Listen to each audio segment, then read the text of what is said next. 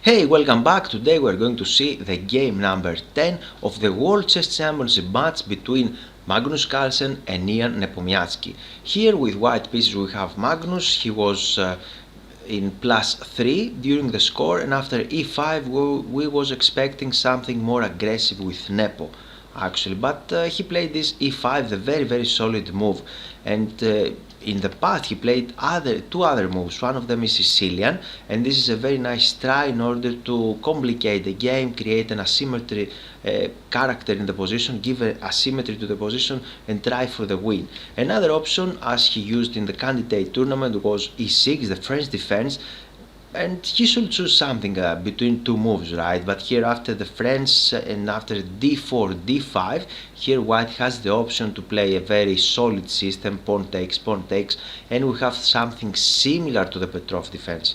In any case, he chose this one, he chose this Petrov defense, knight f6, takes there, we have d6, knight d3, and here it's a funny story because they are following the game from the previous World Chess Championship match. Knight takes, queen e2, now he has to play queen e7, knight f4, and here Nepo deviated from the previous match. He played knight f6, but in the previous World Chess Championship match between Carlsen and Caruana played this move knight c6.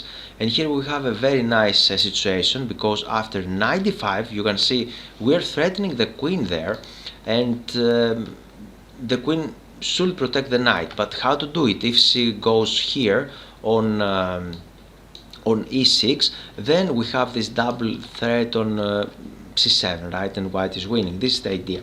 So he played knight to d4, and after this we have this very funny story with three knights in the same file, okay? And you can see the previous World Chess Championship match, you can follow it and you can study all of the games. But here Nepo deviated and played this one, and as you can see it's very hard to do anything here with black actually, to create any problems at all.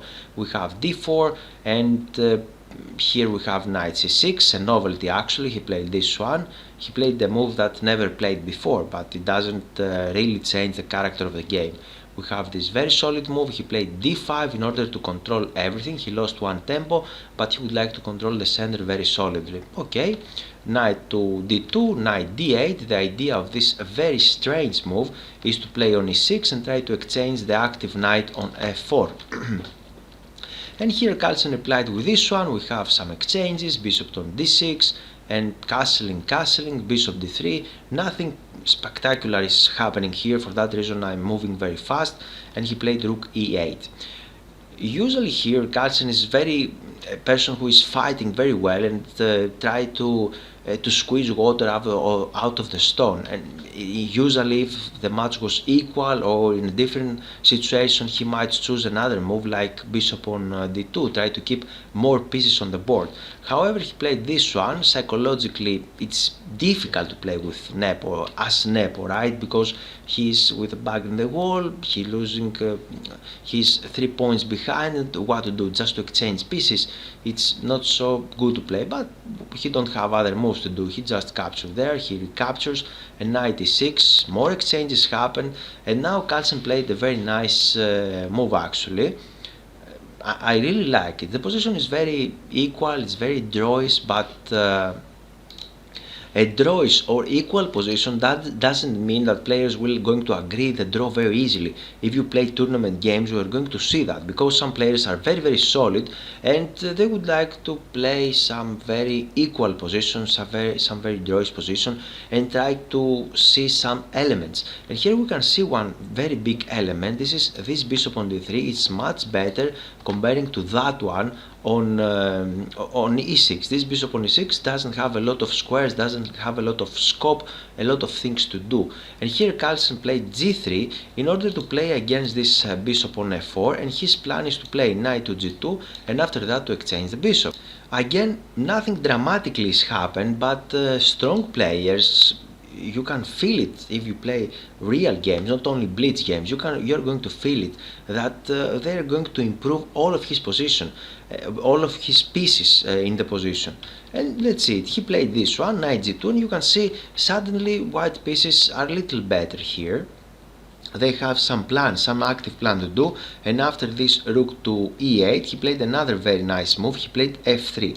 What is the idea? The idea is to put the king here on f2, controlling all of the entry points, so the enemy rook cannot do anything there. He's going to exchange one of the pieces, maybe the bishops, with the bishop to f4, and he would like to keep his rook active. He don't like to exchange the rooks. The position is equal, but he would like to squeeze somehow, to play something, and he's going to play the rook not on the e file, but in any other file, maybe on h1 or on b1. He's going to play some of the pawns forward, maybe b4, a4, or even he can try c4 in the future, right? Not right now. And it's completely equal, as computer used to say, but it's playable. The position is playable for white, and black should be careful. Here we have this move, king f2, c6, everything is looking fine, and for black, but look this move, g4, the knight is under attack, and here he played this move, knight g7, and suddenly we can see that both black pieces, minor pieces, the bishop and the knight is not good, and this is a very important element in the position, because if these pieces cannot move, they cannot do a lot of things, white can press somehow. This pawn is under attack, he played bishop to f4, we have more exchanges, and now I should praise Nepo, because he played a very nice defensive move. Congratulations about that. This is very strong move actually, and of course he is one of the best players in the world according to FIDE ratings, and he is playing World's Best Championship match, right? So definitely he is one of the most good players, best players in the world, and he played this nice move g5, attacking the knight and tried to exchange some of the pieces, and after this he played another very nice move, f5, giving something to his pieces, giving some activity to these dead pieces here on g7 and e6.